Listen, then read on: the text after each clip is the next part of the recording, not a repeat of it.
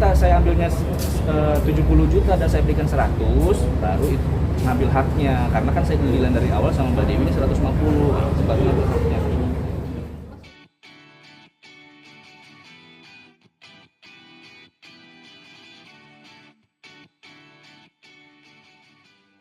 Jadi semoga proyeknya berjalan lancar, terus teman-teman senang sama kita. Pasca kemarin sudah putusan nih, menanggapinya gimana Kak? Aku udah infoin sama lawyer pendamping dari aku sebagai penggugat bahwa putusannya sudah diterima, dikabulkan sama ketua majelis. Jadi tinggal tunggu ikrar aja, ikrar talaknya nanti yang akan kita hadiri. Nggak tahu kapan, nanti belum kabarin soalnya. 2 minggu lagi katanya. Katanya mungkin begitu, 2 minggu lagi. Berarti sendiri harus hadir ya, untuk membacakan ikrarnya sendiri harus hadir. Iya betul, harus hadir. Berarti nanti akan hadir. Insya Allah kayaknya kalau memang diharuskan hadir, saya akan hadir. Mungkin kenapa kemarin nggak datang? Ini yang nggak disebutkan dalam Nggak ada harta gono gini, semua yang Neng punya itu punya dia. Mas Angga katanya udah dibeliin itu ya, apa kado mobil sebenarnya? Nggak ada. Nggak ada apa-apa.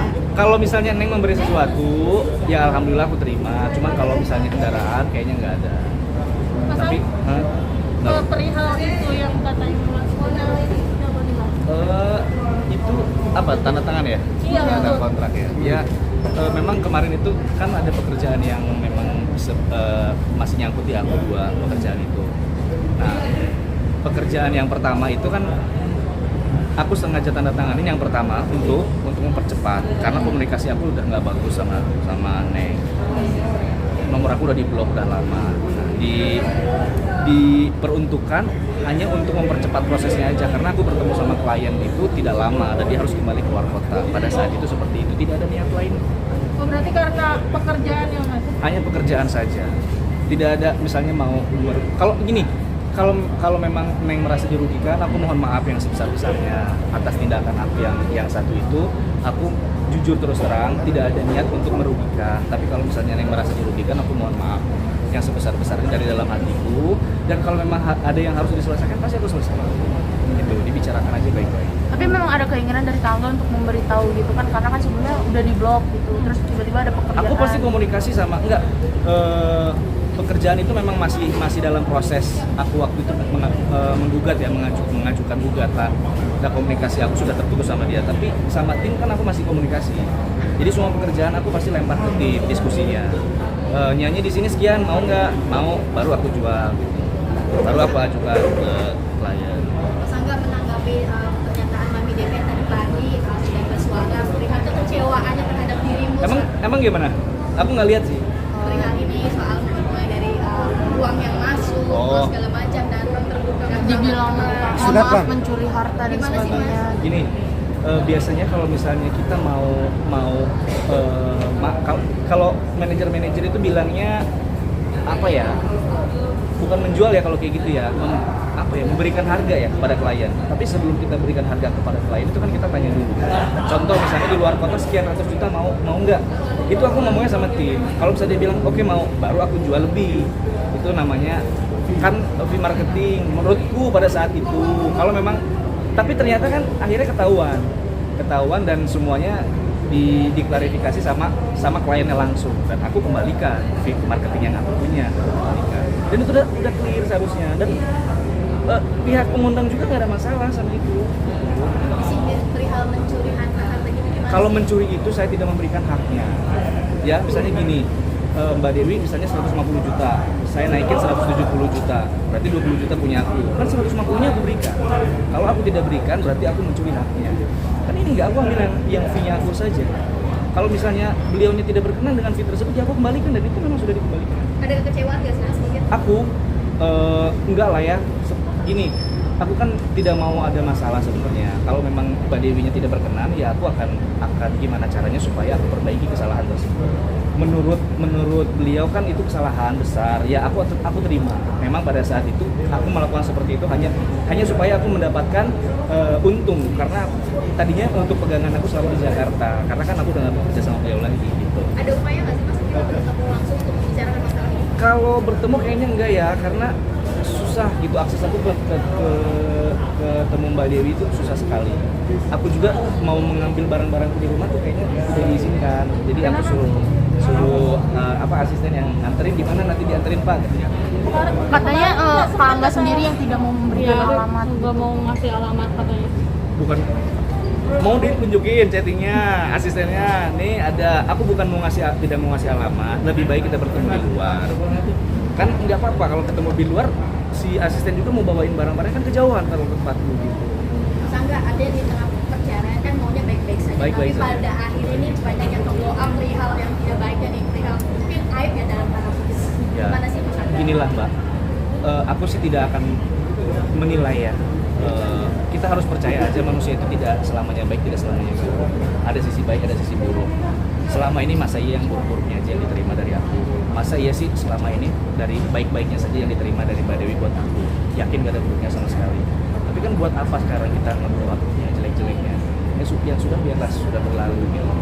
Saya mau baik-baik aja sama beliau. Tapi kalau misalnya ada kesalahan yang akhirnya diperlihatkan ke publik, ke media sama Mbak Dewi, itu kita serahkan kepada beliaunya ya. Cuman kalau dari aku pribadi, ya aku meminta maaf kalau memang itu merasa Neng dirugikan, merasa Neng tersakiti, atau merasa Neng akhirnya aku dibilang katanya aku tukang tipu tadi bilang kan.